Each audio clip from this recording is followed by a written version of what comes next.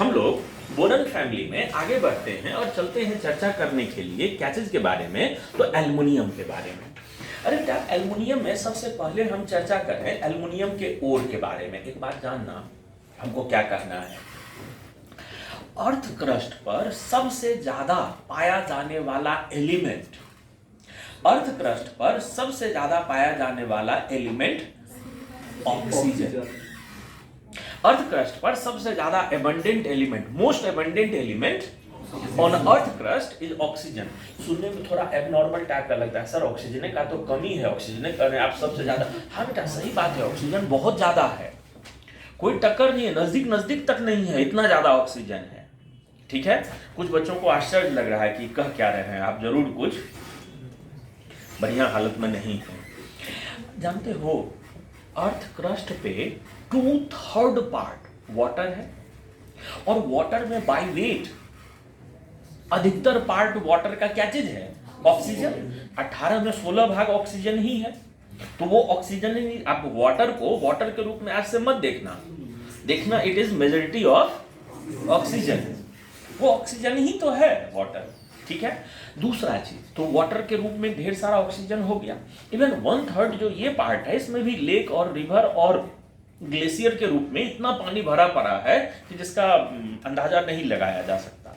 दूसरा चीज, जहां बड़े बड़े पहाड़ हैं, रॉक्स हैं, रेगिस्तान है जहां पर, या इवन मिट्टी भी है, उसमें बालू है, पहाड़ पत्थर भी सिलिका का बना है। सिलिका का फॉर्मूला क्या चीज, SiO2 ऑल्सो कंटेन्स ऑक्सीजन। तो ऑक्सीजन ही ऑक्सीजन है अर्थ क्रस्ट पर। ठीक है, सेकेंड मोस्ट एबंडेंट एलिमेंट होता है, दूसरा जो सबसे ज्यादा पाया जाने वाले एलिमेंट होता है कौन सा, सिलिकॉन। और थर्ड मोस्ट एबंडेंट एलिमेंट होता है एल्युमिनियम। ठीक, अरे बेटा पहला और दूसरा ऑक्सीजन और silicon both are non metals. Metal में सबसे ज्यादा पाया जाने वाला कौन, एल्युमिनियम। अगर आपसे पूछा जाए कि मोस्ट एबंडेंट मेटल कौन है, मेटल के रूप में सबसे ज्यादा पाया जाने वाला एलिमेंट कौन है, तो वो कौन हो जाएगा, एल्युमिनियम हो जाएगा। ठीक है, अर्थ क्रस्ट पर 8.3 पार्ट बाय वेट जो है वो कौन होता है, एल्युमिनियम होता है। 8.3 पार्ट, बहुत बड़ा अमाउंट हो गया ये। तो अर्थ क्रस्ट पर ये सबसे ज्यादा मात्रा पाया जाता है बॉक्साइट के रूप में। बॉक्साइट इसका मेन ओर होता है, और बॉक्साइट का फॉर्मूला होता है Al2O3.2H2O। ठीक है, ये बॉक्साइट का फॉर्मूला होता है। जानते हो बेटा जीबी साइट होता है, ये जीबी साइट होता है जब हम लोग ये बोलने लगते हैं इसको Al2O3.3H2O, इसको जीबी साइट बोलते हैं। और डायस्पोर बोलते हैं Al2O3.H2O को, डायस्पोर बोलते हैं हम लोग किसको, Al2O3.H2O को। सुनो ना, अगर सारा वाटर मॉलिक्यूल हटा दे तो इसको हम लोग कोरंडम बोलते हैं। इसको हम लोग क्या बोलते हैं, कोरंडम बोलते हैं। क्या चीज को, Al2O3 को, Al2O3 को कोरंडम। सुनना, इसी से मिलता जुलता नाम होता है कार्बोरंडम। कार्बोरंडम अलग चीज है, कोरंडम अलग चीज है। कार्बोरंडम बोलते हैं SiC, सिलिकॉन कार्बाइड, इसका चर्चा अभी थोड़ा देर पहले कर रहे थे। उसको क्या नाम से पुकारते हैं, कार्बोरंडम, कार्बन है उसमें, कार्बोरंडम। और ये कोरंडम होता है Al2O3। ठीक है जी, एक बात मेरे को कहना है, सुनो।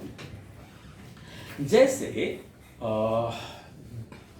अगर डायमंड को छोड़ दे तो बाकी जितने भी जेमिनल स्टोन्स होते हैं, डायमंड तो कार्बन का बना है, बाकी जितने भी जेमिनल स्टोन्स होते हैं, जैसे रूबी हो गया, जैसे इमराल्ड हो गया, जैसे सैफियर हो गया, ये सब जो कीमती पत्थर होते हैं, यह सब बना हुआ होता है Al2O3 का ही बना हुआ होता है। जितने भी कीमती पत्थर होते हैं, पुखराज हो गया, नीलम हो गया, और ये सब जो बोलते हैं ना पत्थर, ये सब वो सब का सब बना हुआ होता है क्या चीज का, Al2O3 का। अब उसमें कुछ क्रोमियम के, Al2O3 में कुछ क्रोमियम के डिपॉजिट हो गए, क्रोमियम, उसका रंग नीला हो गया, तो वो नीलम हो गया वो। ठीक है, वो उसी तरह से कुछ और के डिपॉजिट अगर हो गए तो फिर उसका कलर बदल जाता है, कुछ प्रॉपर्टीज बदल जाता है, तो फिर वो सफायर कहलाने लगता है। कुछ और इंप्यूरिटी जो उसके क्रिस्टलाइन स्ट्रक्चर में, सॉलिड स्टेट आप लोग पढ़े हो, उसके क्रिस्टलाइन स्ट्रक्चर में कुछ तीसरा इंप्यूरिटी कोई आ गया तो फिर उसी को कभी कभी हम लोग इमराल्ड भी, नहीं इमराल्ड तो रूबी भी बोलने लगते हैं उसको। लेकिन मेजर कंपोनेंट जो होता है वो सब का सब क्या होता है, Al2O3 ही होता है, वो जितने भी जेमिनल स्टोन्स हैं वो सब के सब। ठीक है, हम चलते हैं इसका और का नाम बताने के बाद हम चलते हैं टोपाज। टोपाज भी यही होता है, टोपाज में Fe+3 होता है इंप्यूरिटी के रूप में। और रूबी में, रूबी बोले थे ना नीलम, रूबी को नीलम रूबी ही ना बोलते हैं, रूबी को रूबी ही बोलते हैं, रूबी को रूबी ही रहने देते हैं हम लोग। अरे बेटा रूबी में Cr+3 इंप्यूरिटी के रूप में होता है। रूबी में क्या चीज होता है, Cr+3। और जो सैफियर होता है ना, सैफायर जिसको बोलते हो, सैफायर पुखराज बोलते हैं शायद सैफायर को शायद पुखराज पत्थर बोलते हैं। उसमें सैफायर में Fe+3 और Ti+4 इंप्यूरिटी के रूप में डिपॉजिटेड होता है। Fe+3 और टाइटेनियम का +4 स्टेट ये होता है किसमें, सफायर में। ठीक है, रूबी में Cr+3 बोले थे और टोपाज में Fe+3 होता है। ठीक है, तो ये चीज अगर हो सके तो कहीं आप लिख लिए होंगे और याद भी रखेंगे। हम चलते हैं क्या चीज में, तो हम चलते हैं अल्युमिनियम के एक्सट्रैक्शन पर बोलने के लिए। सभी लोग ध्यानपूर्वक सुनते चलेंगे। जेमिनल स्टोन्स में जो जो बोले हैं वो लिखना लिए कहीं पर। सुनो बेटा, अल्युमिनियम का जो एक्सट्रैक्शन हम लोग करते हैं, अल्युमिनियम का जो एक्सट्रैक्शन करते हैं हम लोग, वो 3 स्टेप में करते हैं। अल्युमिनियम का एक्सट्रैक्शन जो करते हैं वह 3 स्टेप में करते हैं। पहला स्टेप होता है ओर का कंसंट्रेशन। पहला स्टेप होता है कंसंट्रेशन ऑफ ओर। पहला स्टेप क्या होता है, कंसंट्रेशन ऑफ ओर। दूसरा स्टेप होता है क्या चीज, तो दूसरे स्टेप को हम लोग बोलते हैं एक्सट्रैक्शन। दूसरे स्टेप को हम लोग बोलते हैं क्या चीज, एक्सट्रैक्शन। और तीसरे स्टेप को हम लोग बोलते हैं प्यूरिफिकेशन। तीसरे स्टेप को हम लोग क्या नाम से पुकारते हैं, तीसरे स्टेप को हम लोग पुकारते हैं प्यूरिफिकेशन के नाम से। जानते हो बेटा, जो पहला स्टेप है, सामने देख रहे हो, अभी कुछ साल, 1 साल भी नहीं हुआ होगा मुश्किल से, या साल लगने को होगा, बीच में लॉकडाउन में लंबा पीरियड निकल गया। यहाँ इस प्रोसेस में होगा क्या चीज कि जो इम्प्यूरिटी है नीचे बैठ गया है और उसको छान कर अलग करते हैं। अरे बेटा, यहाँ पर मेन इम्प्यूरिटी झारखंड के धरती पर अगर हो तो वो लाल रंग का मिट्टी निकलेगा उसमें से। उस मिट्टी, वो अल्कलाइन होता है। वो मिट्टी जो होता है वो क्या होता है, अल्कलाइन। क्यों? क्योंकि NaOH में घुला हुआ है। वो जो थोड़ा बहुत पानी निकलेगा वो तो NaOH ही निकलेगा। उसको एक गड्ढे में जमा किया जाता है, मड टैंक, या पता नहीं क्या बोलता है उसको, का मड टैंक बोलता है ना, वो मड टैंक बोलता है। वो एक चारों तरफ से ऊंचा बांध बना दिया है और उस बीच में छानकर उस मड को फेंकते रहता है कि सूख जाएगा तो फिर मिट्टी काटकर फिर कहीं भिजवा देंगे। कोयला खदानों को भरने के लिए जनरली भेज देता है वो। तो मड टैंक में जो दीवार बना हुआ था ना चारों तरफ, वो नया दीवार था मिट्टी का, जो चारों तरफ से घेरावा किया था वो कमजोर था। और उसकी शिकायत वहाँ लेबर के रहने के लिए जो मोहल्ला बसाया गया था, उन मोहल्ला वालों ने कई बार कहा था कि ये अगर 50 फीट ऊंचा दीवार है, उसमें मड भरा हुआ है, वो अगर फटेगा तो जो 10 फीट 20 फीट 2 तल्ला घर 20 फीट 30 फीट ऊंचा जो घर होगा तो पूरे घर में वो मड घुस जाएगा। तो कुछ दिन पहले वो हादसा हो चुका है। ठीक है, तो उधर के जो लोग रहेंगे वो NaOH का असर थोड़ा सा दिखता है।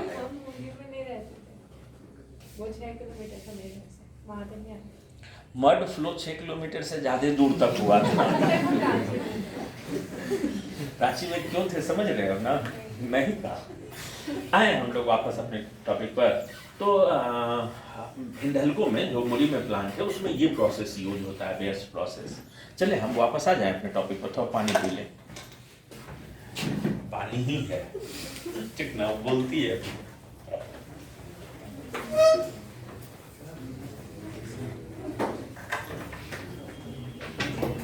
और सब हाल चाल हमेशा उसका जानते हो कहना का है, पहले तो आप ऐसे ना थे, पहले कितना अच्छा से पढ़ाते थे, यही बात ना हो बोला। हाँ वैसे ही है और सिलेबस का टेंशन है तो वैसे ही। चल आते हैं वापस टॉपिक पर। तू समझ रहा है सब बात? तुझे से बात कर रहा है कांजा वाला।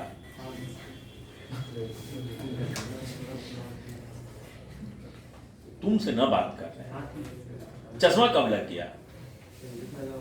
हाँ स्मार्ट लग रहे हो तो पहले से स्मार्ट, अभी क्या देख रहे हो? स्मार्टनेस में कमी थोड़े, पढ़ता ना, थोड़ा बकलोल है, कामचोर है, स्मार्टनेस में कमी थोड़े है।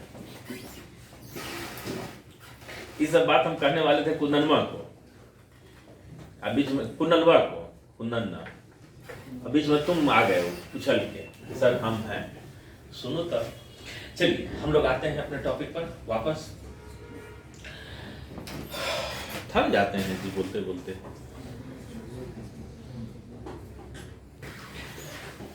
तो हम लोग बेयर्स प्रोसेस में बात कर रहे थे।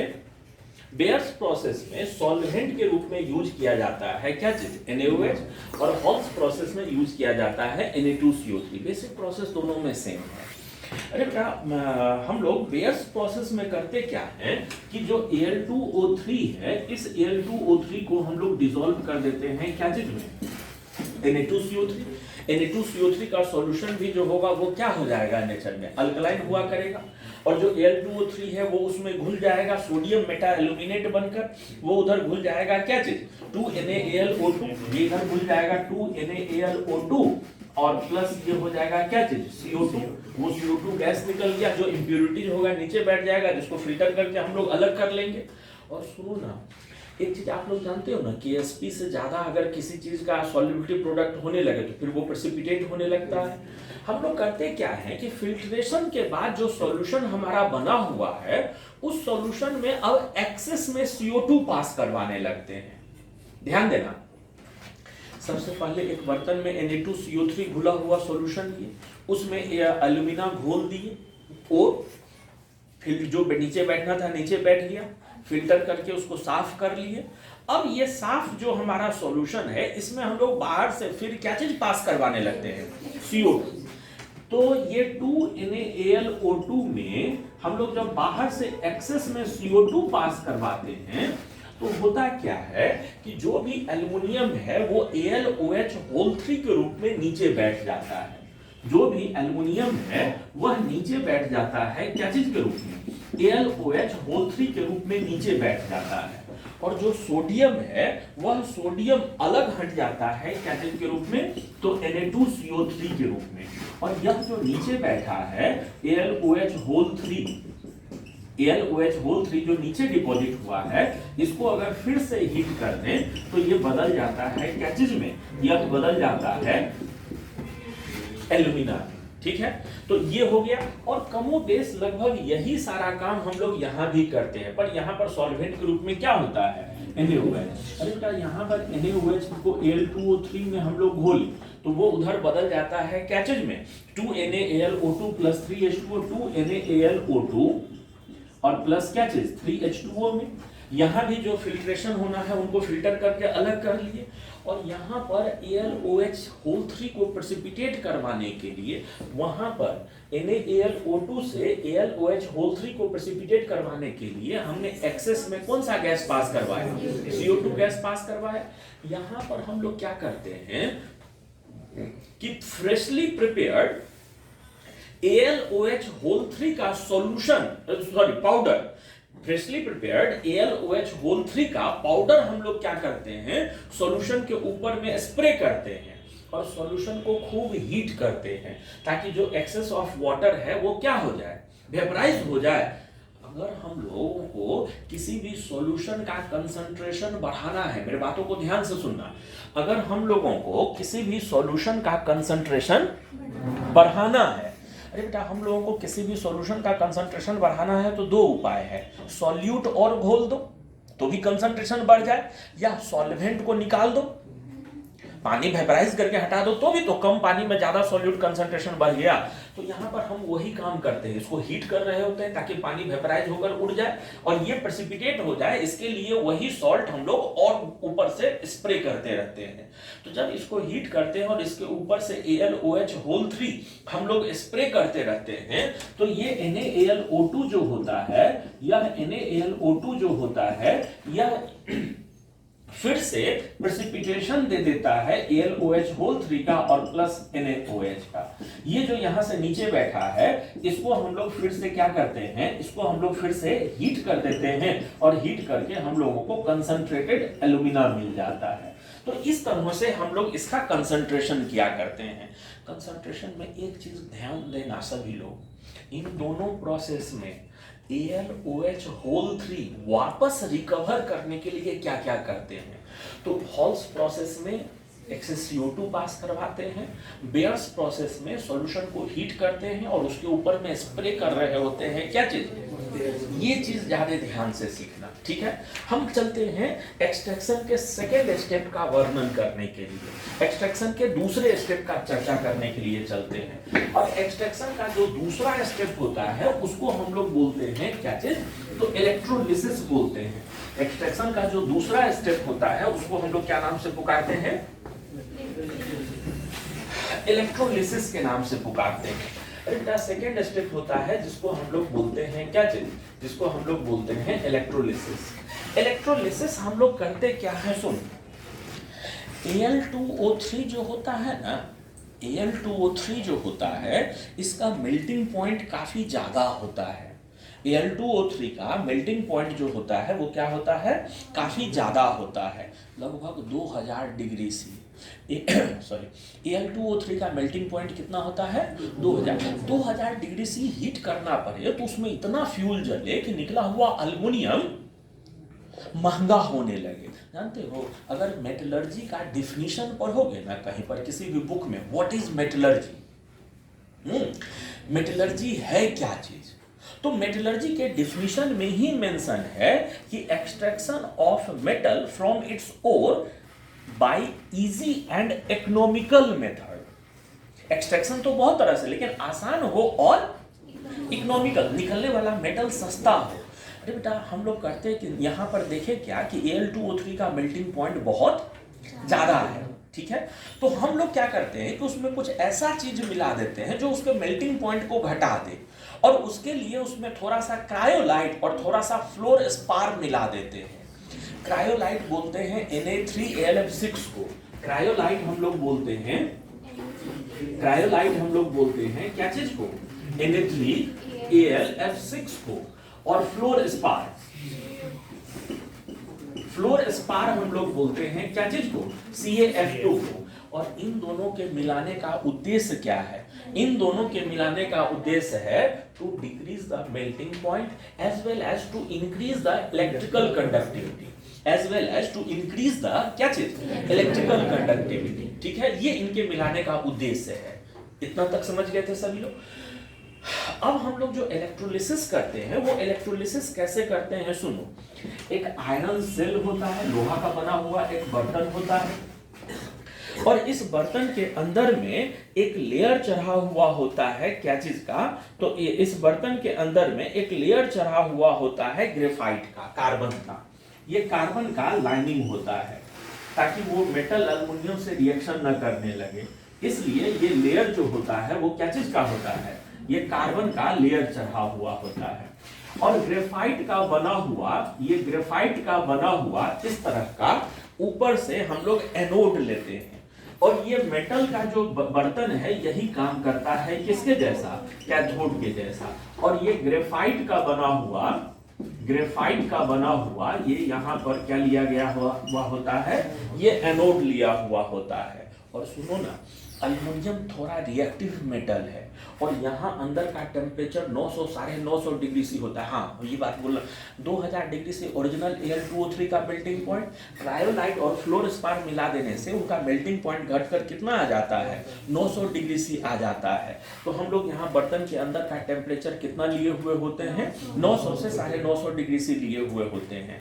जो भी अल्युमिनियम हल्का होने के कारण, जो इलेक्ट्रोलिसिस के कारण अल्युमिनियम बनेगा ना, वो ऊपर फ्लोट करने लगेगा। जैसे मान लो इतना दूर तक अगर हमारा ये है तो अल्युमिनियम बनने के बाद ऊपर में फ्लोट करने लगेगा। ऊपर में अल्युमिनियम फ्लोट कर रहा होगा और इतने हीटेड कंडीशन में वो अगर अल्युमिनियम होगा तो फिर से ऑक्सीजन से रिएक्शन करके Al2O3 में ना बदल जाएगा, नाइट्रोजन से रिएक्शन करके Aln में ना बदल जाएगा। अरे Al2O3 से एक्सट्रैक्शन कर रहे थे फिर से Al2O3 ही बन गया तो गड़बड़ हो जाएगा। अल्युमिनियम का एक्सट्रैक्शन जब भी हम लोग करते हैं ना तो क्लोज्ड वेसल में करते हैं ताकि वो एयर के कांटेक्ट में ना आए। ये जो होता है ना वो पूरा तरह से क्लोज होता है, ये क्लोज्ड वेसल में करते हैं, ठीक है। और यहाँ ऊपर में इनर्ट गैस भरा रहता है, इनर्ट एटमॉस्फेयर में उसका इलेक्ट्रोलिसिस करते हैं ताकि वो ऑक्सीजन के कांटेक्ट में ना आ सके। इतना कहानी समझ में आ गया था। सुनो ना, कहना क्या है, इलेक्ट्रोलिसिस के दौरान अंदर में, इलेक्ट्रोलिसिस में एनोड कैथोड कैसा है ये बात समझ में आ गया। मेल्टिंग पॉइंट घटाने के लिए और इलेक्ट्रिकल कंडक्टिविटी बढ़ाने के लिए क्या चीज युग मिलाए हैं उसमें, वो भी याद हो गया। यहाँ पर एक दिक्कत है, दिक्कत ये है कि इलेक्ट्रोलिसिस के दौरान अंदर में रिएक्शन क्या हो रहा है, इस विषय में दो मत हैं। इलेक्ट्रोलिसिस के दौरान अंदर में प्रोसेस कौन सा हो रहा है, इसको समझाने के दो साइंटिस्ट, दो तरह के खेमों में बटे हुए हैं साइंटिस्ट लोग, और दोनों के पक्ष में अपनी अपनी बातें हैं। दोनों के पक्ष में, दोनों में से कोई नेग्लेक्ट नहीं किया जा सकता है, दोनों के सपोर्ट में कुछ न कुछ फैक्ट है। तो हम दोनों चीज, दोनों कंसेप्ट आपको बताने जा रहे हैं। अंदर में रिएक्शन कैसे हो रहा है इसके विषय में जो दोनों कंसेप्ट है, हम दोनों चीज आपके सामने रखने जा रहे हैं। तो हम चर्चा करते चलते हैं फर्स्ट कंसेप्ट के बारे में। हम चर्चा करने चलते हैं क्या चीज के बारे में, फर्स्ट कंसेप्ट के बारे में। अरे बेटा, फर्स्ट कंसेप्ट देने वाले लोगों का कहना है, पहला चीज देने वाले लोगों का कहना है कि जो AlF3 होता है वही आयोनाइज होता है। AlF3 जो होता है वही आयोनाइज होता है। आप कहेंगे सर AlF3 कहां से आ गया? हमने इलेक्ट्रोलिसिस के दौरान क्या क्या मिलाया है, Na3AlF6 मिलाया है, CaF2 मिलाया है और Al2O3 मिलाया है। ये AlF3 कहां से आ गया? माय डियर सुनो ना, इसको थोड़ा सा ढंग से देखो ना, ये 3NaF प्लस AlF3 के रूप में नहीं दिख रहा है, देख तो ध्यान से। Na3AlF6 एक डबल सॉल्ट है और वहां दो सॉल्ट कौन कौन सा चीज मौजूद है, सोडियम फ्लोराइड और अल्युमिनियम फ्लोराइड। अगर इसको टूटने का मौका मिले तो ये टूटकर AlF3 नहीं देगा। तो पहले सेट साइंटिस्टों का कहना है कि AlF3 ही आयोनाइज होता है, Al+3 के रूप में, ठीक है। और कैथोड पर यही रिएक्शन हो रहा होता है। कैथोड पर होने वाला रिएक्शन जो होता है वो Al+3 3 इलेक्ट्रॉन लेकर अल्युमिनियम में बदल जाता है। कैथोड के रूप में ये जो पूरा सेल हमने लिया हुआ है, यहाँ पर अल्युमिनियम डिपॉजिट हो रहा होता है और हल्का होने के कारण वो फ्लोट करके ऊपर चला जाता है, ठीक है। और एनोड पर होने वाला रिएक्शन क्या होता है, तो एनोड पर ये F- जाता है, 2F- और इलेक्ट्रॉन लूज करके क्या चीज के रूप में बदल जाता है, फ्लोरीन। अरे बेटा, अगर ये ऐसे होता, जानते हो सच्चाई क्या है? सच्चाई ये है कि एनोड के ऊपर में, मेटल में जहां एनोड है, एनोड के सामने से जो गैस रिलीज हो रहा होता है वो गैस ऑक्सीजन होता है। एनोड के सामने जो गैस रिलीज हो रहा होता है वो गैस क्या, कौन होता है? ऑक्सीजन। तो ऑक्सीजन अगर वो गैस है तो फिर ये वो कंसेप्ट वाले लोगों ने क्या कहा जानते हो? उनका कहना है कि ये जो निकल रहा है फ्लोरीन, ये जो यहाँ से फ्लोरीन निकल रहा है, यही फ्लोरीन जाकर Al2O3 से रिएक्शन करता है। जो वहाँ बर्तन में मौजूद है Al2O3 जाकर उसके साथ रिएक्शन करता है और उसके साथ रिएक्शन करके इसको बदल देता है क्या चीज में, AlF3 में। और प्लस वहां से निकल रहा होता है क्या चीज, वहां से निकल रहा होता है कौन सा चीज, ये ऑक्सीजन निकल रहा होता है। यहां से निकल रहा होता है कौन सा चीज, तो ये ऑक्सीजन निकल रहा होता है, ठीक है, ये 3/2 ऑक्सीजन यहाँ रिलीज हो रहा होता है।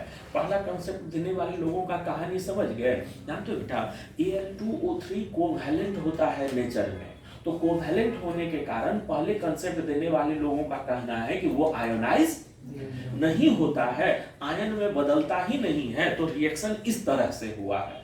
अब सेकंड कंसेप्ट देने वाले लोगों का क्या कहना है, थोड़ा उस पर भी विचार कर लेते हैं। सेकंड कंसेप्ट देने वाले लोगों का क्या कहना है, थोड़ा उस पर भी बात कर लेते हैं, वो भी सुन लो। सेकंड कंसेप्ट देने वाले लोगों का कहना है कि ना जी ना, ऐसे कैसे। क्या कहा सेकंड कंसेप्ट वाले लोगों ने कि ऐसे कैसे, Al2O3 भी कम ही मात्रा में सही लेकिन आयोनाइज होता है। ये Al2O3 जो है कम ही मात्रा में सही आयोनाइज होता है Al+3, Al+3 निकल गया तो ये बच गया क्या चीज, AlO3-3, इस तरह के आयन में आयोनाइज होता है। और कैथोड पर तो कोई शक ही नहीं है क्या रिएक्शन होता है। कैथोड पर ये Al+3 3 इलेक्ट्रॉन लेकर बदल रहा होता है क्या चीज में, एल्युमिनियम। और एनोड पर जो ये है हमारा क्या चीज, ये AlO3-3, इसके 2 मोल जाते हैं, इसके 2 मोल एनोड पर गए और 2 मोल नहीं 4 मोल एनोड पर गए और 4 मोल इसके एनोड पर जाकर ये बदल जाते हैं 2 मोल Al2O3 में, 2 मोल क्या चीज में, Al2O3 में प्लस यहां हो जाता है 3/2O2 प्लस 12 इलेक्ट्रॉन, प्लस ये क्या चीज 12 इलेक्ट्रॉन ये हो जाता है। तो ऐसा कुछ रिएक्शन कहना है किनका, ऐसा रिएक्शन होता है ये कहना है सेकंड कंसेप्ट वालों का, ठीक है।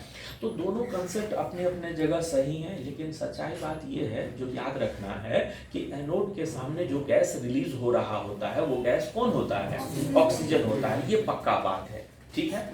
जानते हो बेटा यहीं से जो अल्युमिनियम निकलता है ना, वह अल्युमिनियम काफी प्योर होता है, लगभग 99.8% प्योर होता है अल्युमिनियम। यहाँ से जो अल्युमिनियम निकलता है इलेक्ट्रोलिसिस के द्वारा वो काफी प्योर होता है, ये 99.8% प्योर होता है। लेकिन बात क्या है कि अल्युमिनियम का अभी मेजर यूज क्या होता है, करंट कैरिंग वायर्स बनाने में, जो हाई वोल्टेज का करंट कैरिंग करने के लिए वायर होता है जो कि पावर प्लांट से लेकर और डिवीजन सब डिवीजन तक करंट को कैरी करता है, उसमें अगर थोड़ा भी इनप्योर एल्युमिनियम का वो तार बना हुआ है, मोटा मोटा तार जो रोड पर होता है ना, जो हाई वोल्टेज करंट कैरी करने के लिए होता है, उसमें अगर थोड़ा भी इम्प्योरिटी रह जाए तो रेसिस्टेंस ज़्यादा होने के कारण बहुत ज़्यादा करंट लॉस होगा। करंट लॉस होगा वो तो बात अपने जगह है, और करंट अगर रेसिस्टेंस ज़्यादा होगा तो तार हीट भी ज़्यादा होगा, वो जल्दी डैमेज भी होगा, टूटेगा। तो प्योर एल्युमिनियम बनाने पे जोर दिया जाता है। अगर यहाँ से निकला हुआ एल्युमिनियम को और ज़्यादा प्योर करना है तो वो हम लोग करते हैं हुक्स प्रोसेस के द्वारा। प्यूरिफिकेशन इलेक्ट्रोलिसिस के बाद प्यूरिफिकेशन जो हम लोग करते हैं वो कौन सा प्रोसेस से करते हैं, प्यूरिफिकेशन जो किया जाता है इसका प्यूरिफिकेशन जो हम लोग करते हैं, जो प्यूरिफिकेशन करते हैं हुक्स प्रोसेस के द्वारा, हुक्स प्रोसेस के द्वारा इसका प्यूरिफिकेशन करते हैं। हुक्स प्रोसेस में करते क्या है वो जानते हो, हुक्स प्रोसेस में एक बहुत बड़ा सा टंकी लिया जाता है और इसमें लोअर लेयर के रूप में लिया गया रहता है इम्प्योर एल्युमिनियम। इम्प्योर एल्युमिनियम लिया हुआ रहता है सबसे नीचे के लेयर के रूप में। बीच वाले लेयर के रूप में या तो क्रायोलाइट होता है या क्रायोलाइट और BaF2 होता है। बीच वाले लेयर के रूप में क्या क्या होता है, NaF, AlF3, क्रायोलाइट को तोड़ कर लिख दिए, आज थोड़ा बहुत क्या चीज, और ऊपर वाला जो होता है वो प्योर एल्युमिनियम होता है, ऊपर वाला प्योर एल्युमिनियम होता है, ठीक है। और ये कनेक्टेड रहता है बाहर के रिजर्वायर से, कनेक्टेड रहता है बाहर के रिजर्वायर से, ये कनेक्टेड रहता है ताकि ये लेयर अगर पतला होने लगे तो यहां से और ऐड किया जा सके। इधर से ऐड करें तो डायरेक्ट नीचे ही पहुंचे, ऐसा वो इंतजाम किया रहता है। जानते हो बेटा इसको हम लोग बना लेते हैं क्या चीज, कैथोड, और इसको बना देते हैं एनोड। तो जब हम लोग इलेक्ट्रोलिसिस करेंगे तो यहाँ से एक एक एल्युमिनियम का प्योर एटम वो वहां जाते चला जाएगा और ये धीरे धीरे मोटा होता जाएगा और ये धीरे धीरे क्या होता जाएगा। तो हुक्स प्रोसेस से निकला हुआ एल्युमिनियम जो होता है वो काफी ज्यादा प्योर होता है। उसमें लिखे थे 99.8, यहाँ 99.99%, 100 लिखना उचित ना है, 99.99% प्योर हो जाता है जो एल्युमिनियम हम लोगों को मिलता है कहाँ से, हुक्स प्रोसेस से। ये एल्युमिनियम के प्यूरिफिकेशन के बारे में हम चर्चा कर रहे थे। हम चर्चा कर रहे थे क्या चीज के बारे में, एल्युमिनियम के एक्सट्रैक्शन के बारे में या प्यूरिफिकेशन के बारे में चर्चा कर रहे थे। बेटा हम लोग चर्चा करने चलते हैं क्या चीज के बारे में, तो एल्युमिनियम के कुछ एलॉय के बारे में, एल्युमिनियम के एलॉय के बारे में। जानते हो एल्युमिनियम का एक एलॉय होता है जिसको हम लोग बोलते हैं मैग्नीशियम। एल्युमिनियम का एक एलॉय होता है जिसको हम लोग क्या नाम से पुकारते हैं, जिसको हम लोग बोलते हैं मैग्नीशियम बोलते हैं। मैग्नीशियम नाम से ही स्पष्ट है, इसमें एल्युमिनियम और मैग्नीशियम होता है। 95% इसमें होता है कौन सा चीज, एल्युमिनियम। 5% इसमें होता है कौन सा चीज, मैग्नीशियम होता है। यह यूज किया जाता है क्या चीज के लिए, तो पिस्टन, गाड़ी का पिस्टन वगैरह बहुत हार्ड होता है और हल्का होता है। तो इंजन का पिस्टन अगर कोई बाइक बनवाए हो, वो इंजन के अंदर में जो पिस्टन होता है ना, देखो देखने में लगेगा एल्युमिनियम टाइप का लेकिन बड़ा हार्ड होता है। गाड़ी के अंदर में जो पिस्टन होता है उसको तो बार बार ऊपर नीचे करना पड़ता है। अगर किसी सॉफ्ट मेटल का बना हो जल्दी घिस जाए और गाड़ी ज़्यादा दिन चले ही नहीं, वो इसी का बना हुआ होता है जिसके कारण वो काफ़ी दिनों तक चलता है। ठीक है। एक होता है जिसको बोलते हैं डुरैलुमीन, एक होता है जिसको बोलते हैं क्या चीज, डुरैलुमीन। जानते हो बेटा डुरैलुमीन जो होता है इसमें कई सारे मेटल होते हैं लेकिन मेजर एल्युमिनियम होता है। 95% इसमें होता है एल्युमिनियम, 0.5% इसमें होता है क्या चीज, तो Mg, 0.5% Mn, 0.5% Mg, 0.5% कौन सा Mn, 4% कॉपर होता है। 4% इसमें होता है कौन सा चीज, कॉपर होता है। डुरैलुमीन जो होता है यह भी हल्का और मजबूत होता है। बहुत सा एरोप्लेन्स का पार्ट, बहुत सा ऑटोमोबाइल्स का पार्ट बनाने में इसका यूज किया जाता है। ये डुरैलुमीन था। एक होता है जिसको हम लोग बोलते हैं एल्युमिनियम ब्रॉन्ज, एक होता है जिसको हम लोग क्या नाम से पुकारते हैं, एक होता है जिसको हम लोग बोलते हैं एल्युमिनियम